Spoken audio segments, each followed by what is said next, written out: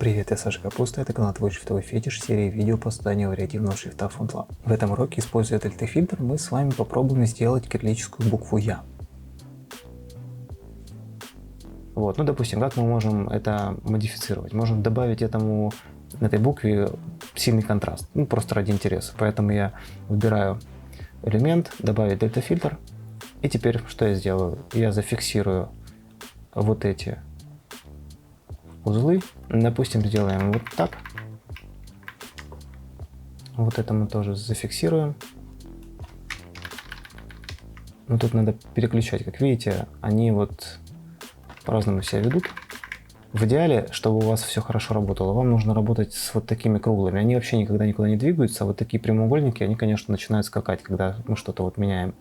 Вот тут я зафиксировал, не позволяя ему вниз туда уехать. Теперь он может двигаться только в этом направлении. Вот, а вот этот я зафиксировал, поменял его режимы. Вот я могу переключать. У нас получилась вот такая контрастная буква. Вот, можем вот это вообще сдвинуть. Допустим, вот так сделать. Но теперь у нас вот это уехало, потому что они ни к чему не привязаны. Они просто интерполируются между доступными ей узлами. Чтобы вернуть на место, я просто кликаю сюда. И снова надо вот это переключить.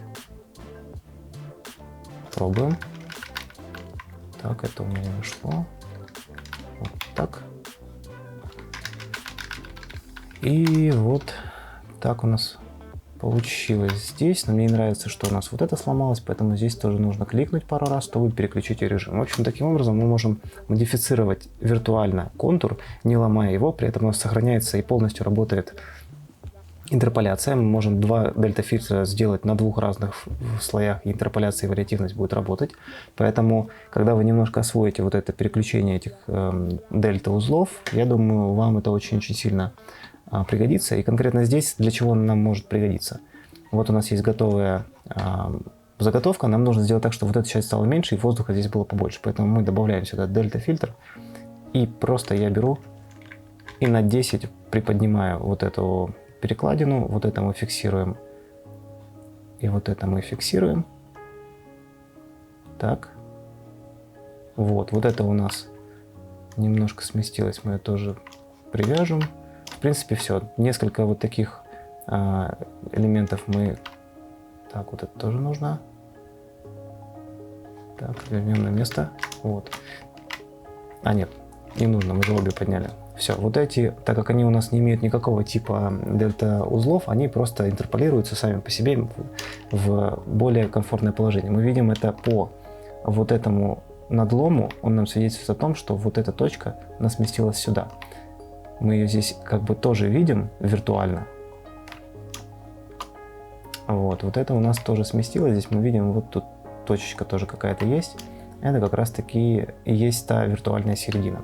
В общем, вот так мы приподняли, тут немножко воздуха добавили, так немножко сдвинули, и получилась вполне себе нормальная буква R. И все то же самое мы сделаем с другим слоем, и буква будет у нас полностью готова. Здесь еще важно напомнить, что такой дельта-фильтр, он сам по себе является таким же элементом в этой иерархии элементов. Поэтому, когда вы хотите взять вот такую уменьшенную букву R и, например, сделать из нее букву Я или букву какую-нибудь другую кириллическую, в идеале нам нужно брать не вот этот контур, то есть я могу его взять сейчас, выделить, выбрать, копировать элемент и взять, например, поставить сюда кириллическую букву Я, вставить сюда. Он мне сразу предлагает, это удаляю. Я жму Ctrl-Shift-V, чтобы вставить вот этот элемент. Я могу его повернуть, я могу с ним что-то сделать. Вот, допустим, я хочу здесь, чтобы у меня вот именно здесь, вот это, кстати, я тоже вставлю, Ctrl-Shift-V, развернем, допустим, у буквы Я, в отличие от буквы R, вот эта часть, она находится чуть ниже. Может быть, она на таком же уровне, как у буквы P, а может быть, не на таком, но так или иначе, она всегда чуть ниже, чем вот этот полуовал. Поэтому, если мы сейчас возьмем и ради интереса просто на 100 юнитов я это сдвину, у меня сдвинется и вот этот дельта-фильтр тоже, потому что я его скопировал не элемент референсом, не сам оригинальный контур, а непосредственно дельта-фильтр находящийся поверх оригинального контура. То есть как бы важно учитывать и понимать, как наследуется при элемент-референсах и при любых каких-то других элементах взаимосвязь. То есть, допустим, сейчас мы взяли, скопировали, дельта-фильтр здесь у нас висит, и мы, по идее, что думаем? Мы сейчас вот эту вот точки сместим и будем как бы виртуально двигать точки вот этого контура. На самом деле нет. Если я сейчас возьму и на 100 единиц опущу, мы увидим, что у нас вот этот дельта-фильтр тоже сломался. Поэтому что нам нужно сделать? Нам, по идее, отвязать мы его не можем, потому что если мы сейчас его вот так отвяжем, то у нас полностью отвяжется и вот этот оригинальный контур. То есть теперь мы уже не можем его с ним взаимодействовать. Поэтому что мы делаем в таком случае? Мы берем и копируем оригинальный контур без изменений. Это все удаляю. Ctrl-Shift-V, W повернуть. Вот. И теперь уже на него я вешаю свой собственный дельта-фильтр.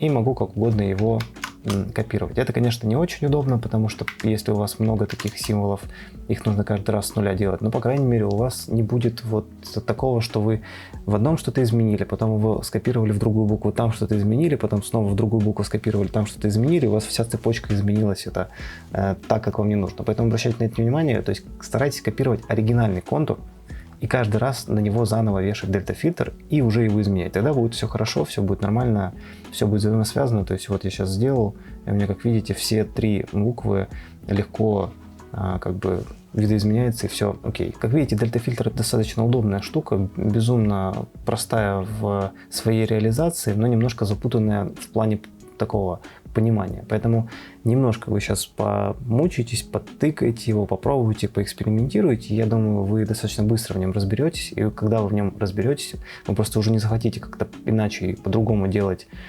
контуры, потому что на дельта-фильтре у меня основано очень-очень много букв, потому что каждый раз рисовать все заново, выверять какие-то пропорции и так далее, это все утомительно. Зачем, когда можно взять один контур и во всех буквах его немножко подвинуть так, но при этом сохранить его общее настроение. И если вдруг я захочу сделать, чтобы мой шрифт был чуть более вот такой грубоватый, у меня все изменится в каждой из букв. Так что это безумно удобно. Так что мы еще не раз к этому вернемся, когда будем работать над другими буквами.